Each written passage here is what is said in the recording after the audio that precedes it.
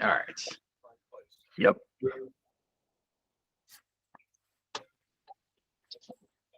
Going live. 1, 2, 3. Hold on. Just waiting.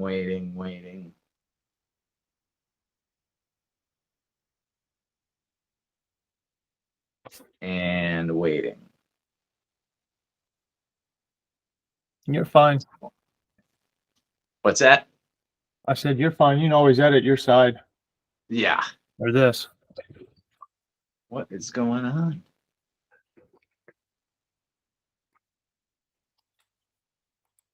Uh-oh. I need that.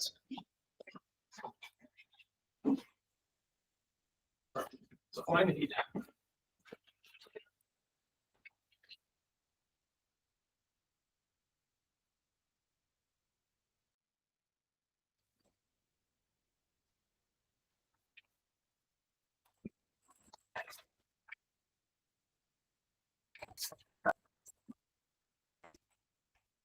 Okay. Let's see here.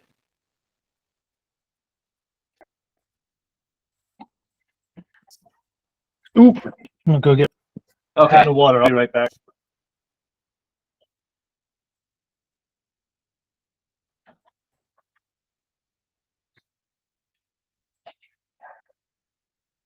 Here we go.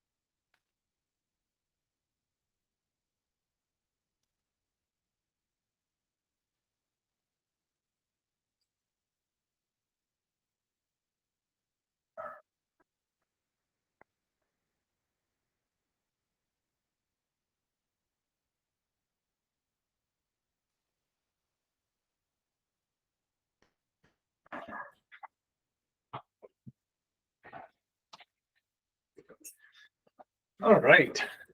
All right, you ready? Almost. Getting there. What the hell did I do with that? Oh.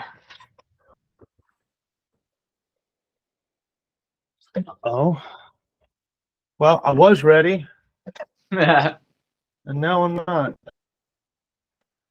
Well, you go ahead and get started.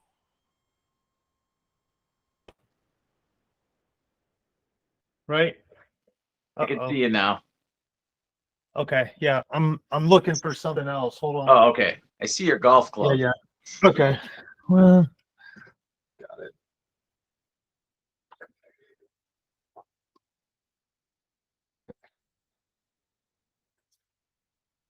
All right. Yep.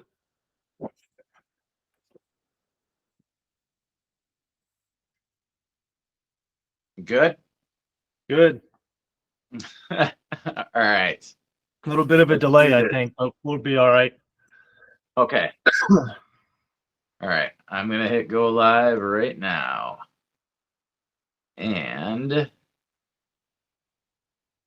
here we go. We are live in the Birdhouse for the 2024 NFL Draft.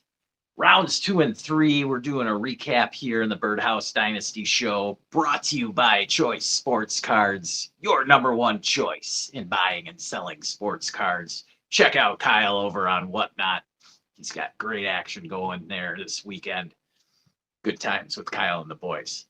So tonight we've got a special guest, Matt English, down in Houston, here to share his thoughts on rounds 2 and 3. But before that, we might go back and do a little recap of round 1, where we had some fireworks, 14 straight offensive players taken in that first round. I have never seen anything like that. I couldn't even tell you what the record was that they broke there. Matt, what are your thoughts on the first round before we get into rounds 2 and 3? If you can sum it up as easily as Sure. possible.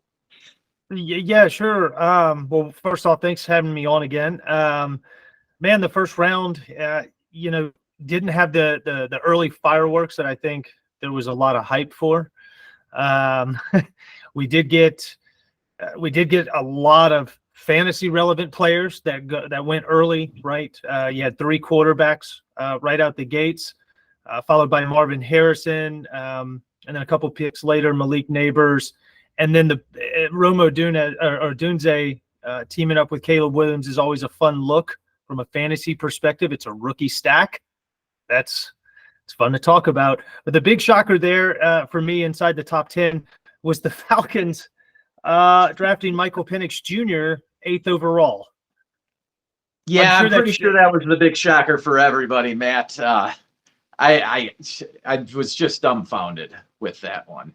I mean, I don't know what were you, I know it worked for the Packers with Jordan Love, but I mean, come on, Jordan Love's 3 years was 3 years younger than Penix when the Packers tried that. I like the idea of having a young quarterback in the weight, learning behind a veteran who's had a lot of success. I mean, they're paying Kirk Cousins $180 million. I know there's some outs of the contract, but what's reported is 4 years. That's probably shocking to him. Like I said, I do like the idea of having a young quarterback wait, learn, and then go in. So that way it's not a complete waste on that investment by them just getting destroyed, not knowing what they're doing. Just a little shocked at where this happened without any knowledge. No one saw it coming. No one saw this coming. So, in fact, I don't think Michael Penix had a top 30 visit with the Falcons. Right. I mean, now being a dynasty show, what do you think the impact is on him and his value in your drafts? Like, where would you actually be willing to take Michael Penix right now? I mean, I got to think I'd want just about any of the wide receivers that got taken tonight, rounds 2 and 3 ahead of him. I mean, do you really want to sit and wait for a quarterback to play, the earliest in maybe 3 years from now? No, I'm with you on that. I mean, I guess it's going to depend on your league setup, right? If it's a super flex or not. That being said, I'll just assume super flex. Yeah, I'm talking super flex. Assuming super flex, then if you have 4 rounds in your rookie draft, I'd feel comfortable with a 4th round pick on it.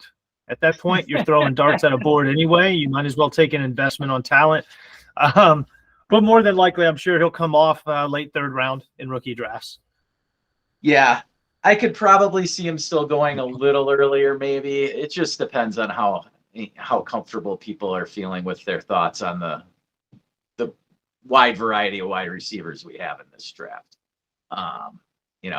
It was funny because last night I just had gotten finished up speaking how highly I thought of Michael Penix, and then I was laughing at Adam Schefter and his take that the Falcons were heavily considering him at number 8, and I was just complimenting Penix as they were showing him on the TV, and then they go ahead and take him, and I'm like, you got to be kidding me! Like, of all the times for Schefter to actually be right, that'd be that one. Right. Yeah. But, yeah. That's what he does for a living. So, I mean, he's going to be right once in a while on his wild takes. So true. Very true. Even the sun shines on a horse's ass. Yeah. Every once in a while. Yeah. But I think that was the biggest shock pick. There were some shocking trades that happened towards the end of the first round. Buffalo moved back twice, completely out of the first round. The shocker trade to me was them actually trading with the Chiefs, allowing them to jump up and go get Xavier Worthy. And now Tyreek Jr. in the building. That's scary. Yes, it is. It's very scary, and I agree with you. It was just shocking to me that the Bills would actually allow the Chiefs to do something like that. I mean, I get trading back because, the Bills needed a lot of draft picks for this particular draft. They lost a lot of free agents that they had to, get rid of to shed salary. But yeah, trading with your number one competition to get to the Super Bowl within the conference, it was pretty surprising. Now, when we get into the beginning of the second and third round tonight, we'll see who the Bills did like, and they still grabbed a receiver at the top of the second round.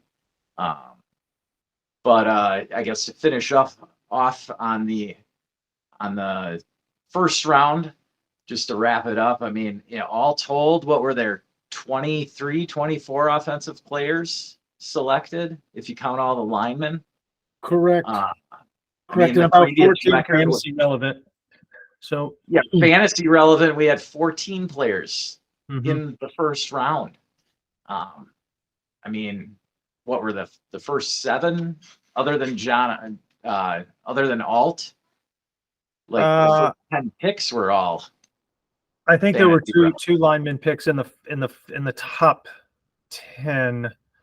Let me make sure on that. Yeah, J.C. Latham went to the Titans. Yeah, the Titans grabbed. But I mean, even then, it's still fantasy relevant being linemen.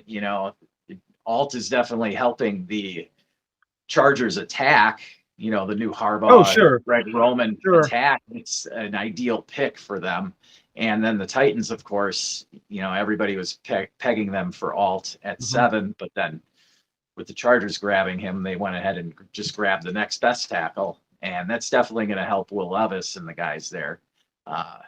But yeah, I mean, it just all leads up to this round 2 tonight. And as many of you out there have seen, let's see, right now we are actively at pick 88 with the Packers. So we're almost near the end of the third round. And the Packers just took Marshawn Lloyd. Woo. Here we go. There's the replacement for Aaron Jones, right? Well, I'll tell you this: there's a lot of analysts out there in our fantasy community that really like Marshawn Lloyd. There's several that have him as the RB1 in this class. Now, high ceiling, potentially lower floor, right? For sure. I like the pick, man. He's an explosive runner. I know there's ball security concerns, but I mean, that doesn't always go to the next level. It very rarely does. Let's see, Jonathan Taylor, he fumble concerns when he was drafted. One of the best running backs in the league. So, I think he's a fantastic pick. Josh Jacobs will be ceding some carries, and so his value is probably going to take a little bit of hit, especially with the way the Packers like to run a running back by committee. Regardless of who is better than the other, they're going to mix him in. Yes, definitely. I think also the way that the Packers were able to structure Josh Jacobs' contract plays into here too. It is a 4-year deal, but it's really a year-to-year 4-year deal, so to speak. They have multiple outs in that deal. So just not to nitpick it, but that kind of plays into why the Packers were willing to go running back this early in the draft. So Tampa just picked safety from Georgia. Hey, can't go wrong with Georgia defensive players. I'm good with that.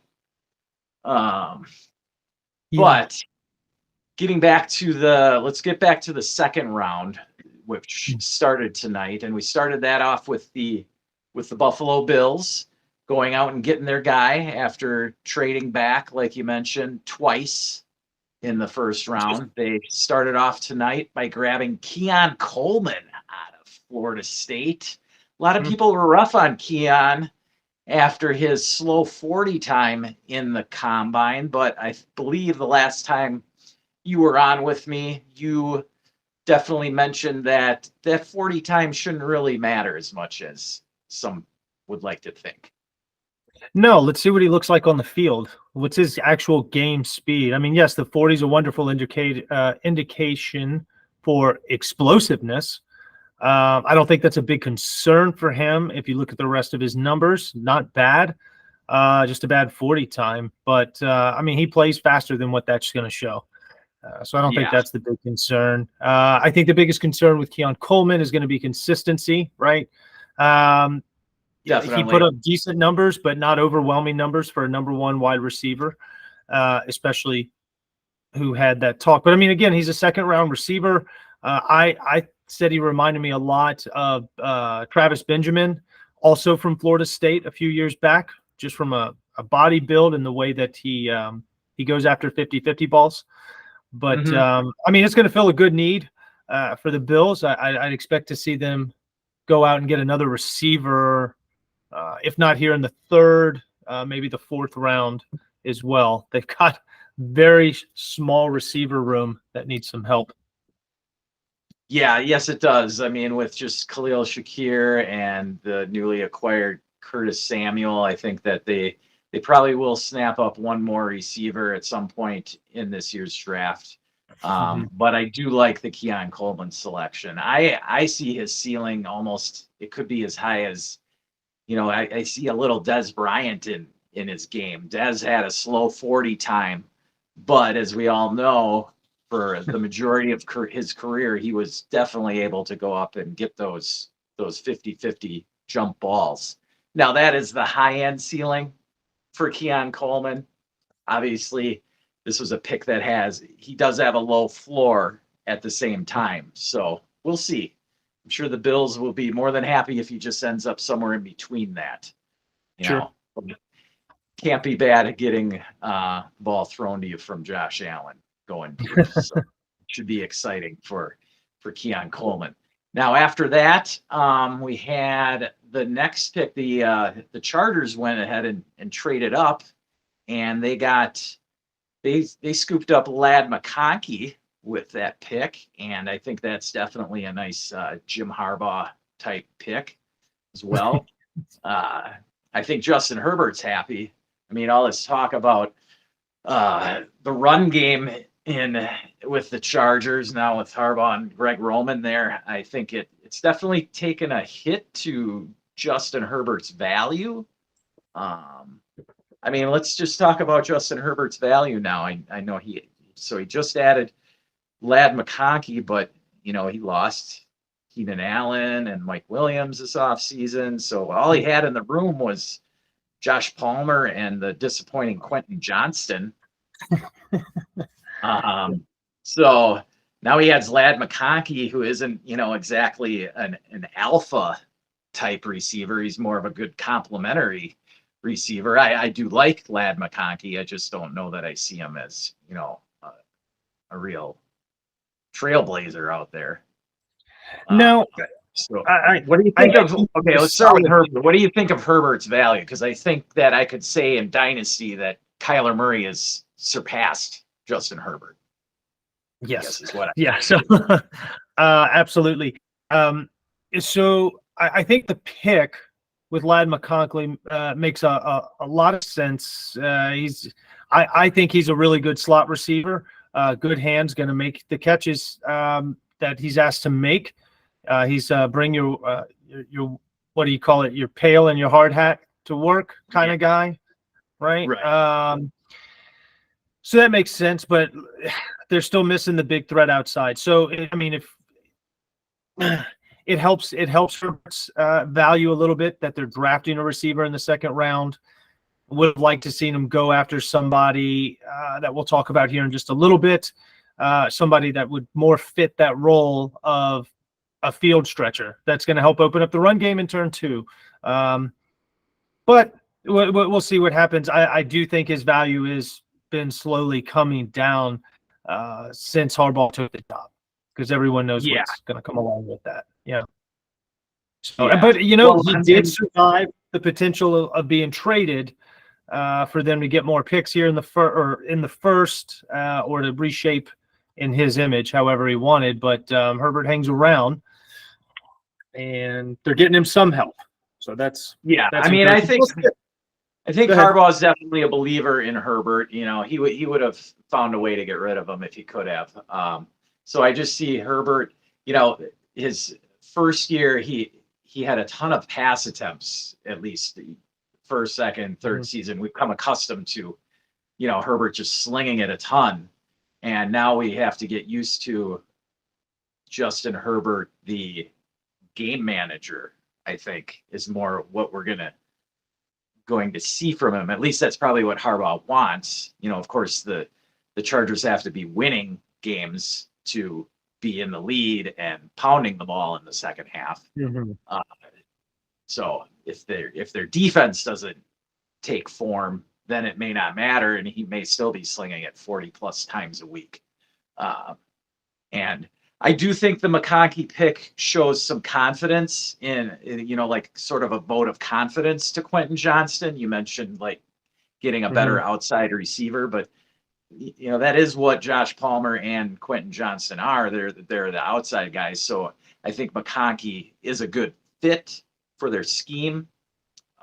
Just as far as fantasy wise and dynasty wise, I don't know that this is a real home run pick for us.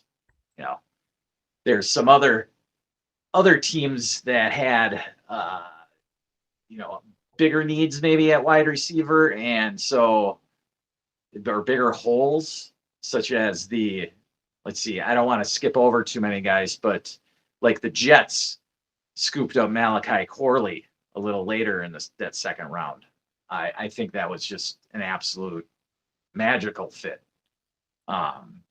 With Malachi Corley, the screen game. Aaron Rodgers loves to throw those screens to receivers, and the Jets not having much in that receiver room outside of Garrett Wilson. I think that Corley can definitely thrive in that role with the Jets.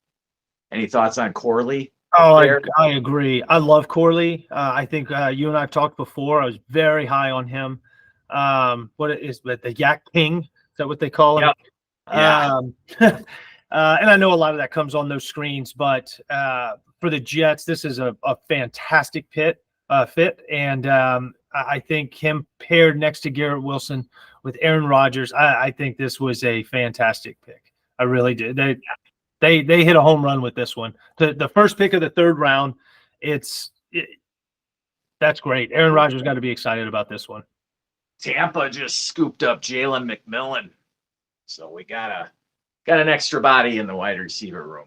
All right. Wow. I don't mind that pick. He slid down and picked 92. I mean, there's people who definitely had him as a second rounder, talent wise. So well, that's three receivers from Washington in the first 3 rounds, one in each. Yeah, they had plenty of talent there for Penix to throw to. All right, so if we go back into the second round, we talked about Keon Coleman and McConkey, then jumped the gun to Corley. Before that, though, we had what? Let's see, Jalen Pope, the other Washington receiver. I got to be honest, I didn't watch a lot of film on him. I know he was pretty explosive on the outside opposite of Roma Dunze. What do you? I don't know. Did you watch a lot of film on, or some film at least, a little? A little bit, and read up on him. Just because, based on where I have a lot of picks this year, Dunze was not going to be something I was getting a lot of shares of. So looking next to him, in kind of his shadow, right? Dunze soaks up a lot of the attention over there. Polk's a good guy. He's got good wingspan, good catch radius, nice hands. I think his route tree is pretty good for where he is, and landing in New England gives them a good young receiver at a good value. And it also pairs it with Drake May. Now, whether or not Drake May's the starter week 1, don't know yet. Know that they'll be in a competition for that. But either which way, it does nothing but help build around their number 3 pick at this point. You know. Yeah, I think that May, he might just take the bull by the horns and start week 1 there. I wouldn't be surprised if Brissett starts, the month of September, and then they turn it over to May. Again, it kind of depends. I know we talked earlier this morning about it a little. I think it just depends if they're winning games or not. Nobody really is expecting the Patriots to blow the doors off of people this season. So it's kind of a mulligan season for the Patriots, where they could lose 10 or 12 games and nobody will bat an eye at it. But I guess, do you think Jalen Polk, is he an alpha type, or is he probably just more of? I think he's a good wide receiver too. Yeah, he's a solid wide receiver too, right? So we just kind of want to temper our expectations with these guys in this range, I think. Yeah. I mean, he could have a breakout. He could absolutely break out. I think he's got the potential, but where it stands now, I think he's a solid wide receiver too, and a great start to help rebuilding that wide receiver room.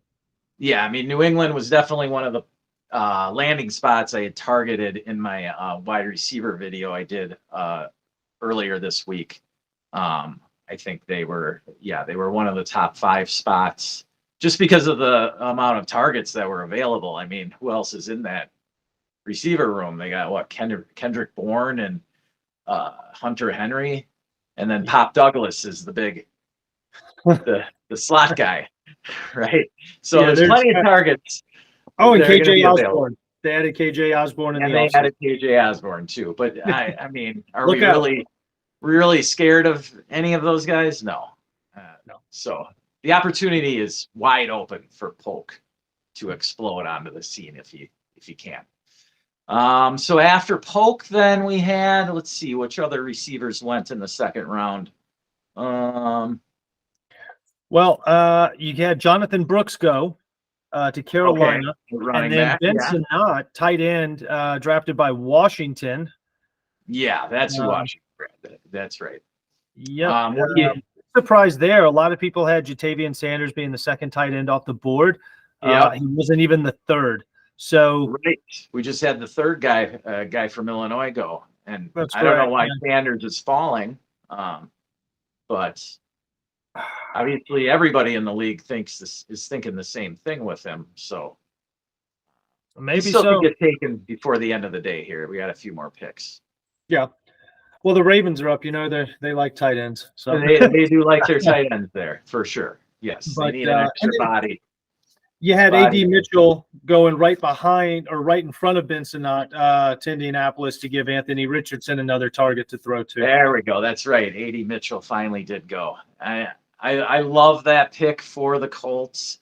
I don't love it for A.D. Mitchell's fantasy output necessarily, but I do. Unless you're in best ball. In best ball, I think it would be. It's a great fit for you because these are the picks that are going to be mostly second round picks in your rookie drafts, and this is where you want to take those dart throws on the home run hitters.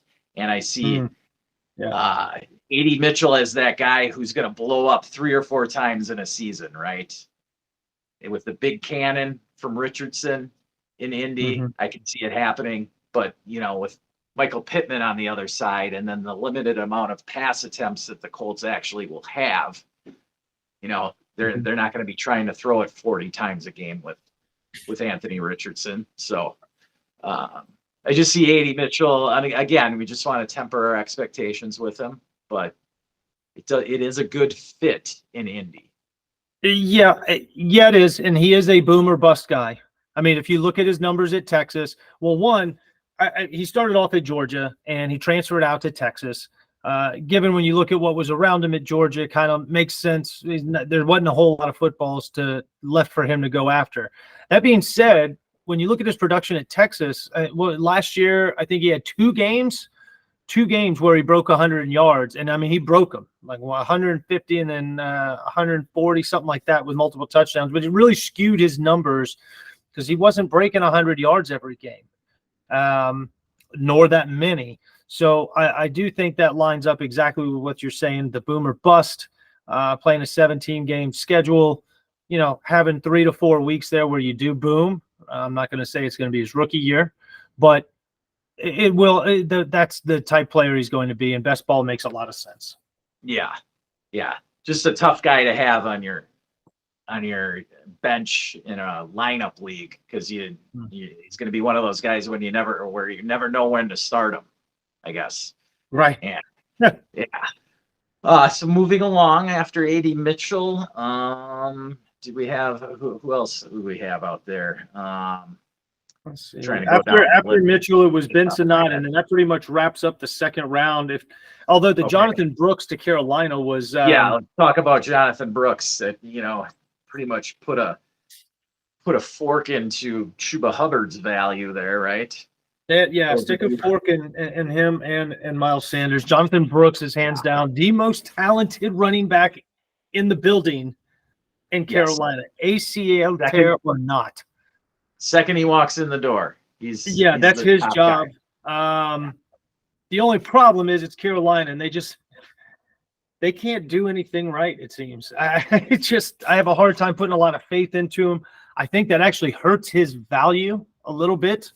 I think the high projection or the money was saying he was going to end up in Dallas. That didn't happen. Yes, Dallas would have been the golden ticket for sure for Jonathan Brooks. But the Panthers, they brought in a new offensive mind from Tampa, Dave Canales. They added Deontay Johnson, scooped up Xavier Legette at the end of the first round. And things are starting to, maybe year one was not a good season for Bryce Young. It's easy to say that, but now they actually have the money and they had the right picks available there, so they're building some talent around Bryce Young. Maybe he's got a shot to bounce back this year. Maybe so. I think that kind of softens the blow of everything they gave up for Bryce Young. Being able to get a player of Jonathan Brooks's caliber there in the second round. How about this? Are you all over Will Levis over Bryce Young still? Would you say that? From a fantasy perspective, yes. From a fantasy perspective. Absolutely. Yeah. I mean, in reality as well, I would probably take Will Levis over Bryce Young. Yeah, I mean, I have a little more faith in the Titans franchise. I think Bryce Young's going to make a great coach someday, but I think for actually being a starting quarterback in the NFL, I don't see it. I could be wrong, but I don't see it. Yeah, it's hard to get over those videos we saw last offseason when he was barely able to see over the center when he was taking snaps. Well, that's no excuse. Drew Brees had the same issue, and Drew Brees just used the monitors around him when he couldn't see over the line, just start looking up at the big screen. And that's how he was throwing passes. I'm not kidding. I believe it. Drew Brees was one of the, if not the smartest guys to do it. So I mean, I don't doubt it one bit. So, speaking of Drew Brees, his former coach, Sean Payton, he went out and let's see, who did the Broncos grab?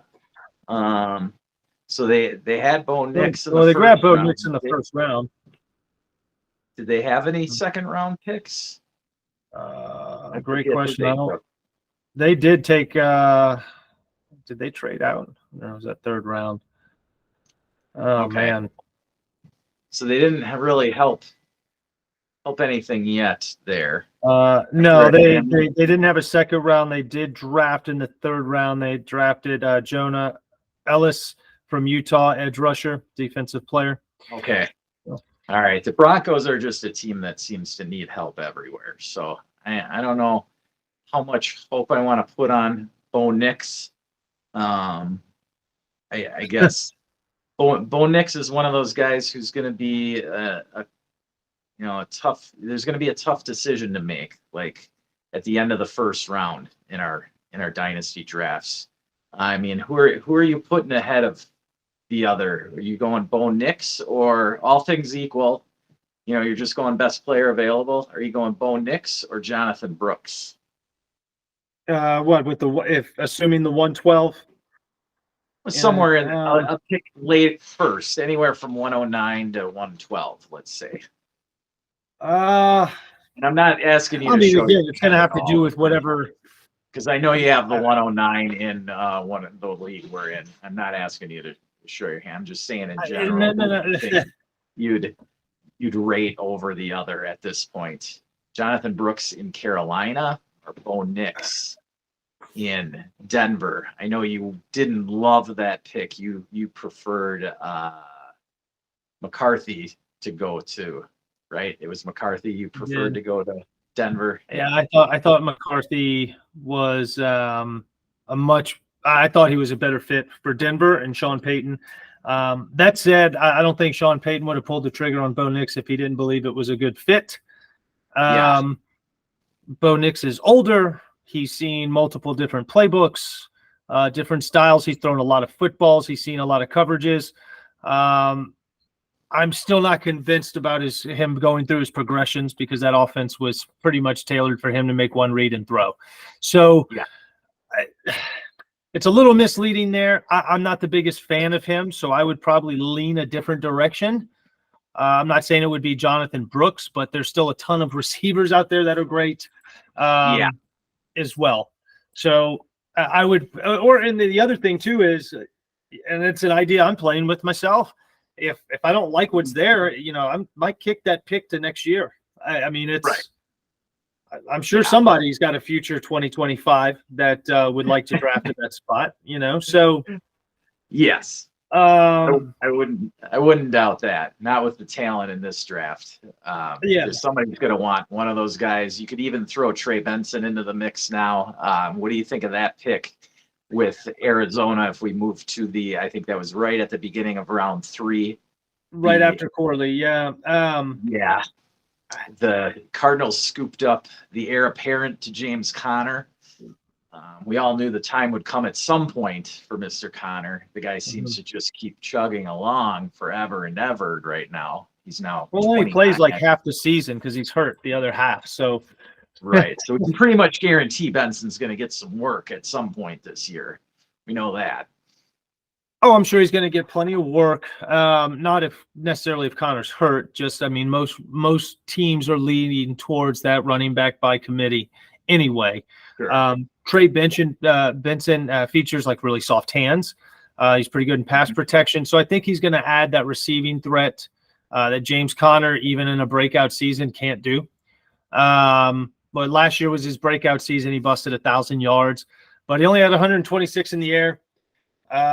So, or 100, not more than 100, not too much more. So not really a pass catching back. And with his injury history, I love this. There's not a ton of treads taken off Benson's tires coming out of Florida State. So yeah, I love that pick. I think Trey Benson's a wonderful grab, and getting some early playing time, mixing in with James Conner by next year, the return on investment could be really nice. Yes. Yeah, Benson's definitely versatile. I know his stats might not have shown it, but that happens with a lot of running backs, in college, where the coordinator just doesn't the team just doesn't have a lot of pass attempts to the running backs. And then the running backs show up in the NFL, and all of a sudden, wow, they actually can catch the ball. Like Kenneth Walker. Last couple of 2 years ago, everybody was like, this guy can't catch at all. He didn't even catch 10 passes in college, right? But I mean, he's shown that he actually can catch the ball in the NFL. I'm not saying he's LaDainian Tomlinson, but he can catch the ball, and I think Trey Benson will fit in very nicely with Kyler Murray down there in Arizona. So moving along, then we had. Let me think what the next. Do we have another running back? Who was the next running back that went? Let's see. You have Blake Corum. Not gone yet. Blake Corum. Let's see. Jermaine Burton went to Cincinnati. Blake Corum went to the Rams. To the Rams. Followed by Roman Wilson to the Steelers. Mm-hmm. Okay, so let's go. We're on running backs. A little running back run here. What do you think? What do you think that Blake Corum actually does to Kyron Williams' value? Right now in Dynasty, Kyron Williams is right about running back 6 or 7. I guess most people have him just ahead of the likes of, say, Saquon Barkley, just because of age, really. That's Right. all it is. I mean, if you're looking at talent, there's no question the talent of Saquon Barkley versus Kyron Williams.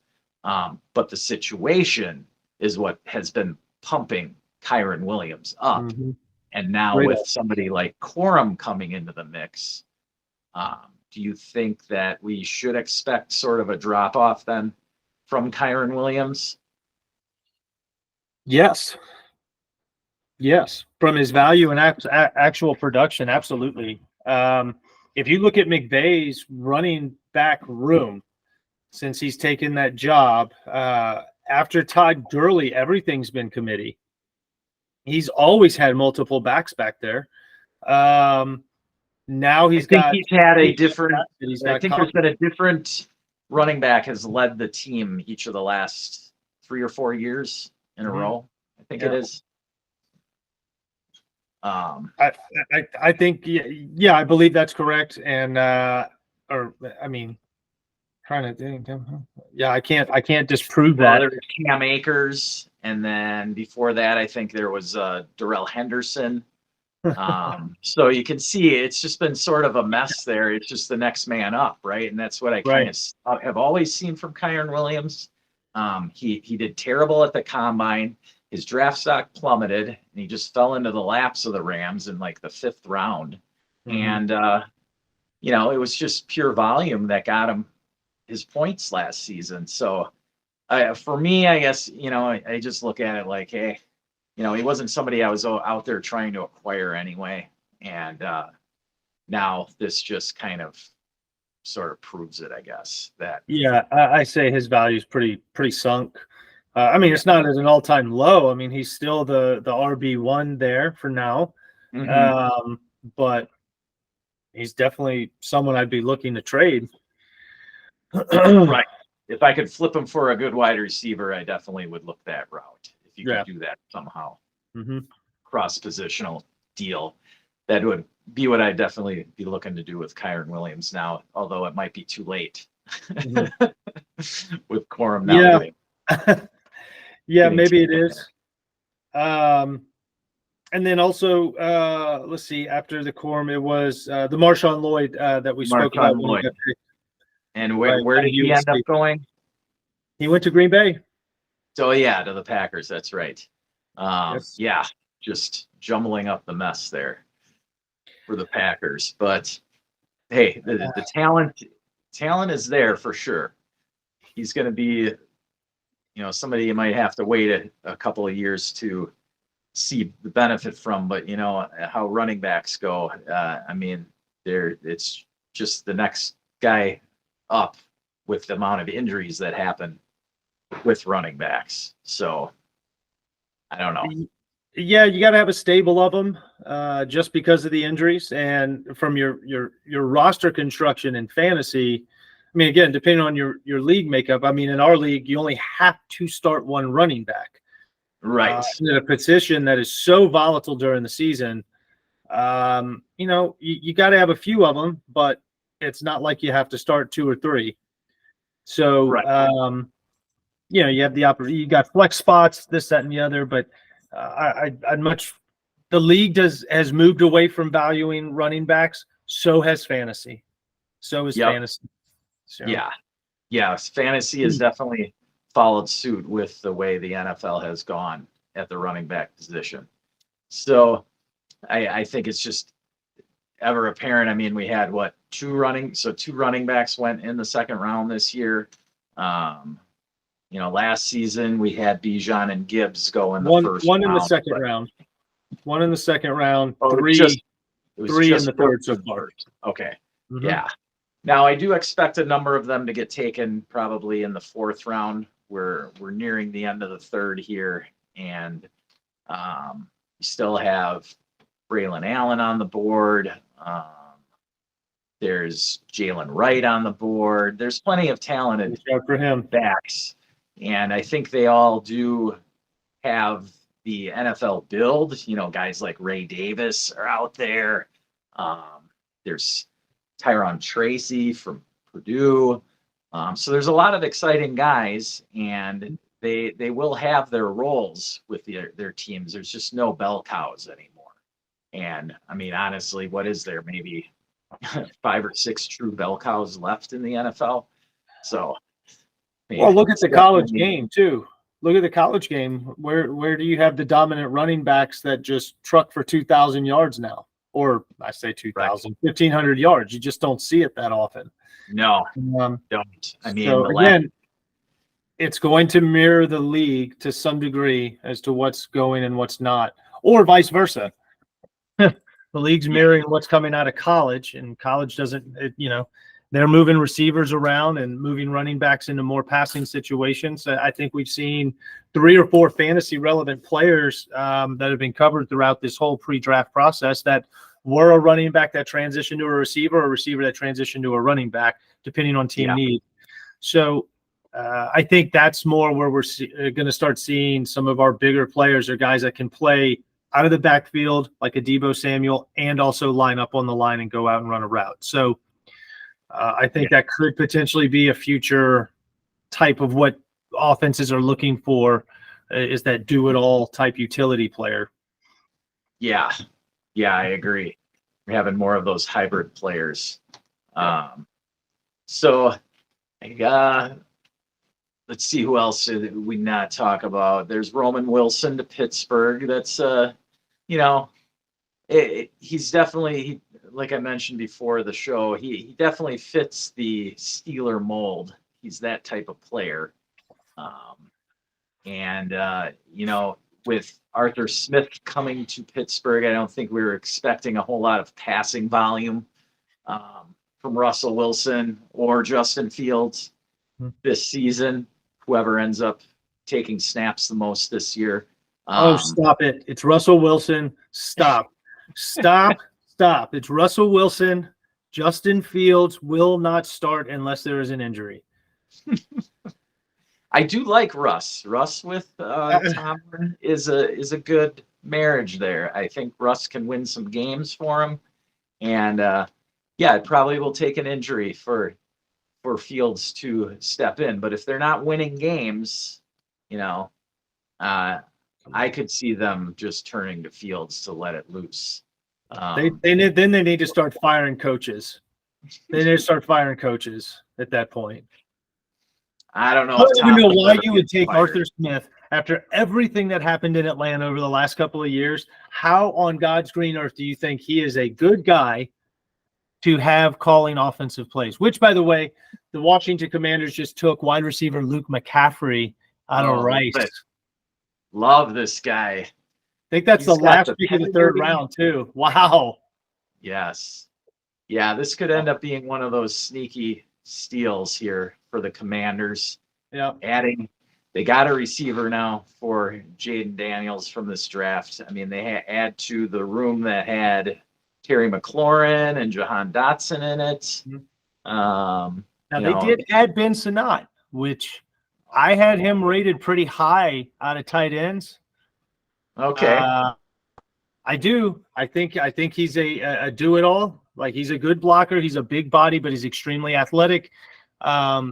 They're doing what Ron Rivera failed to do for any of his offensive or for his quarterbacks, and they are trying to surround him with actual weapons. Yes, I agree with that. So they're going to be have a different attitude. I'll say that, with Dan Quinn coming to town. Team's going to look different this coming season, I think. And then with Jaden Daniels, of course, running the show. I mean, that's a totally different style offense you're going to see. More exciting from Washington, as long as that offensive line can keep them upright. I think that Jaden Daniels has a good chance to be the Rookie of the Year. It's true. From a fantasy perspective, he could be the best quarterback in this draft.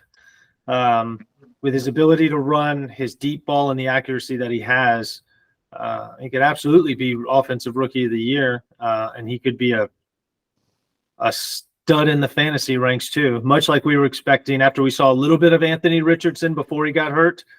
I think you're going to have that kind of excitement behind Daniels. Now, whether or not that translates into W's his rookie season in Washington, I don't know. Yeah. I don't know. We'll see. But Now, there'll be Alan fun to here watch. chimed in. We got a few posts coming in the chat. Alan chimed in the Troy Franklin disrespect. Teams will regret it. Yes, let's talk about Troy Franklin here. He was someone who I thought was a little bit overrated in my analysis of him. I saw him sort of as a one-trick pony. Mm-hmm. You know, somebody I saw on a podcast a few weeks ago, he mentioned how teams just seem, or at least some dynasty rankings seem to have Troy Franklin pumped up based on just simply off of his production. And they compared him to A.D. Mitchell, saying how A.D. Mitchell would have easily put up those numbers had he been in the Oregon offense rather than in Texas. And I tend to agree with that analysis there. We'll see. I mean, Troy Franklin's somebody that I wouldn't have been surprised if Buffalo had taken him at the beginning of round 2 to start today. I don't know. What are your thoughts on Troy Franklin and I guess him not even getting picked yet? I mean, he was pre-draft, number 5 or 6 rated receiver, I think. He was in the top 7 or 8 receivers on pretty much everybody's lists. After the big 3, he was in the next 5 or 6. Yeah, well, I'm surprised he's still on the board. In kind of looking at the 4th round, looking at the 3rd, 4th, and 5th picks, you got New England, Arizona, and the LA Chargers coming there in the 4th. I would not be surprised to see them, one of those teams, picking a wide receiver, and if it's Troy Franklin, my jaw would not floor. Arizona would be a great landing spot there. That would be nice for the Cardinals. Yeah, I mean, what do they have coming back? Greg Dortch and Michael Wilson. Yeah. Now they have Marvin Harrison. I mean, they could add a couple of young receivers here. So New England could add another receiver, as could the Chargers need some help too. So absolutely, any of those landing spots. It's for Franklin. He dropped here. Steve-O says Luke McCaffrey over Troy Franklin. Yeah, I can see that. I mean, I think Luke McCaffrey is an all-around better football player for sure. Stats-wise, we'll see. I mean, it comes down to landing spots again. But Luke McCaffrey, if you know the background on him, he played quarterback through high school and quarterback for 2 years in college before he finally landed in Rice and changed over to wide receiver. So he's got a good head on his shoulders, of course, the pedigree. So yeah, I would definitely lean Luke McCaffrey, especially now with the draft capital. But we'll see where Franklin lands. I mean, he could be a sneaky slide here as we go on to the end of the 3rd round and on to day 3 in round 4.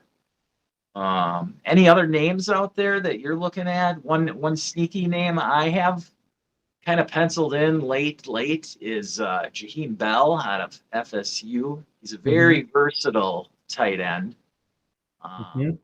Some saw him as even the 2nd or 3rd best tight end just because of his versatility.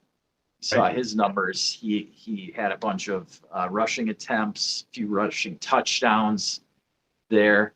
So it all depends where he ends up landing.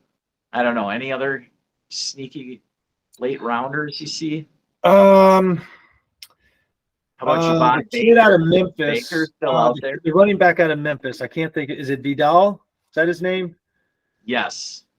Kamid Vidal? Yeah. Or is he the one out of Troy? No, it's Troy. Thank you. Yes. Yes. I was thinking I it love was that that Blake kid. Watson out of Memphis. It was Watson out of right. Blake Watson. Yes. Out of Watson. Memphis. Yeah. Watson's Actually, out of take either one of them. They're both interesting. I like some of the stuff I've read on Vidal, and if you look at his tape, he's that smaller, explosive. I think if the right landing spot for him, he's absolutely a committee back early. But I do think he has the potential to be a 3-down load type back. But depending on landing spot, he could be a steal. He could be an absolute steal, man. Absolutely. Yes. I like Javon Baker. He's got some dog in him, and it just depends on which landing spot he ends up, whether he fits in with the quarterback and the coaches. So we'll see. He's one that I think needs to have a solid veteran presence in whatever wide receiver room he ends up landing in to kind of take him under his wing and curtail some of the enthusiasm there. But he definitely can be a playmaker the next level. Alan chimes in with Devontae Walker from North Carolina. Tez Walker. Yes, not a bad name to throw out there right now. I mean, this year's draft was just so loaded with wide receivers. It was bound to happen where someone like Troy Franklin was going to fall, into the 4th round coming up. So, it doesn't surprise me that some of these guys didn't get taken yet. I mean, only so many guys can be picked, and we've already had just an insane amount of wide receivers and offensive players in general get taken. I don't think Spencer Rattler didn't get picked yet, did he? No, Rattler's still on the board. Yeah, that'll be interesting to see where he lands. He blew up at the combine or at the Senior Bowl, and then showed out well at the combine as well. He of course was like the top recruit of his class, but then got benched by Lincoln Riley in favor of Caleb Williams, who took over for him in Oklahoma, and then he transferred over to South Carolina for his last 2 seasons. But I see Rattler as a decent project for wherever he goes. Yeah, where I'd love to see him end up would be somewhere like New Orleans. Derek Carr's got a year left. Is this his final year of his contract? There's really no established backup behind him. Yeah, sure, they brought somebody in, but I think it'd be a good landing spot. He gets a full year to be behind Derek Carr. There is some offensive weapons already in place. I think that a place like that would be perfect for him, and he's got a skill set that we've seen flashes of it. We need to see it more consistently, and playing behind a veteran for a year maybe helps get him there a little bit sooner, right? Yeah, he's definitely a quarterback. He can make all the throws. He can hit those out patterns that NFL scouts look for. He's got a live arm. It's just a matter of consistency for him, I think. Obviously his confidence probably took a hit there when he got benched at Oklahoma, but he seemed to get it back in the SEC.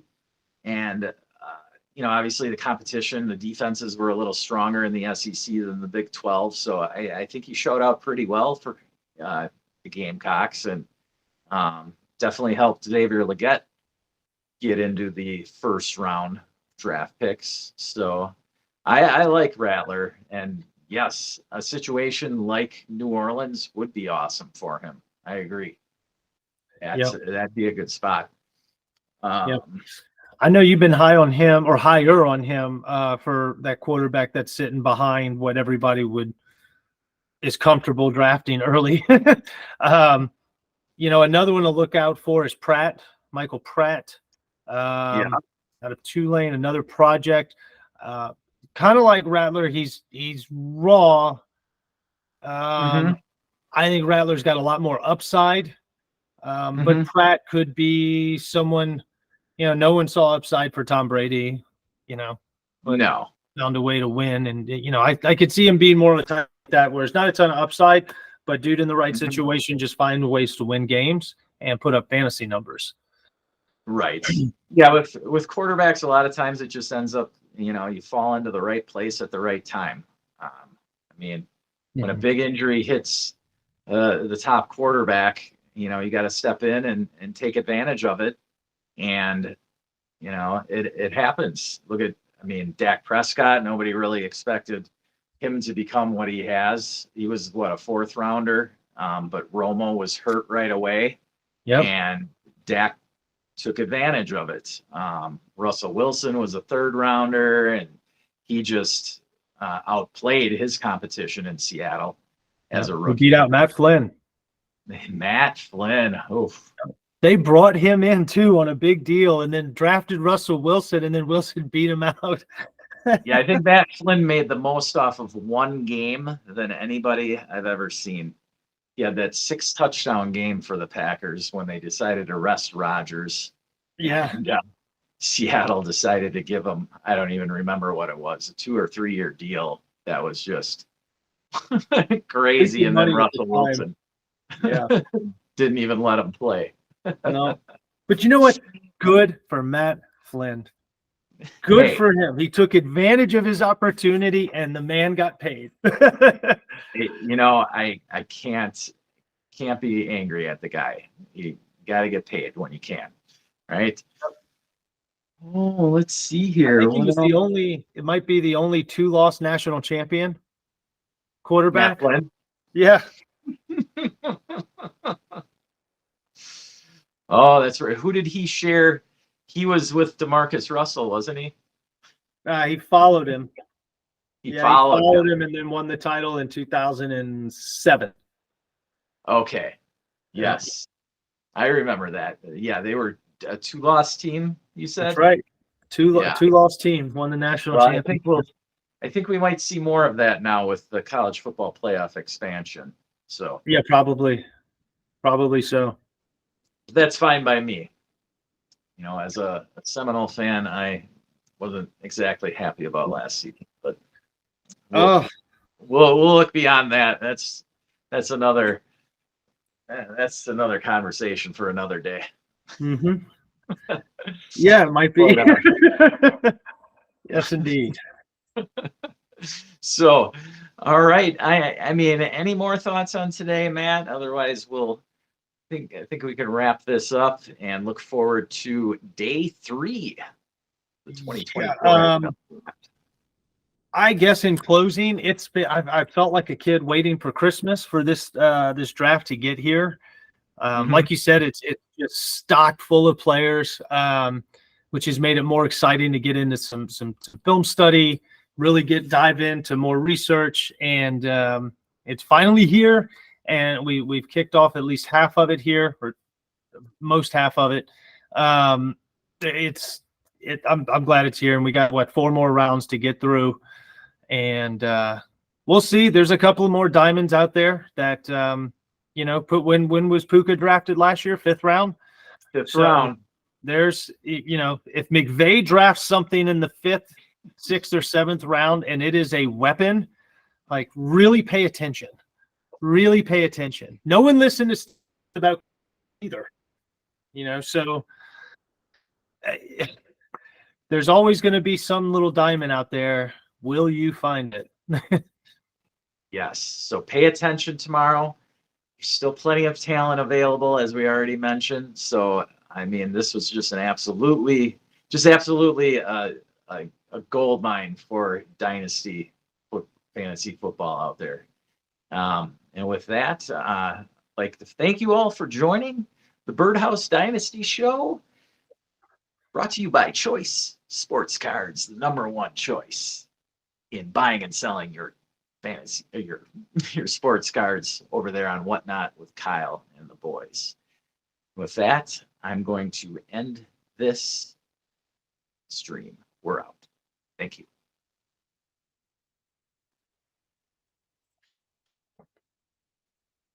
All right. Okay.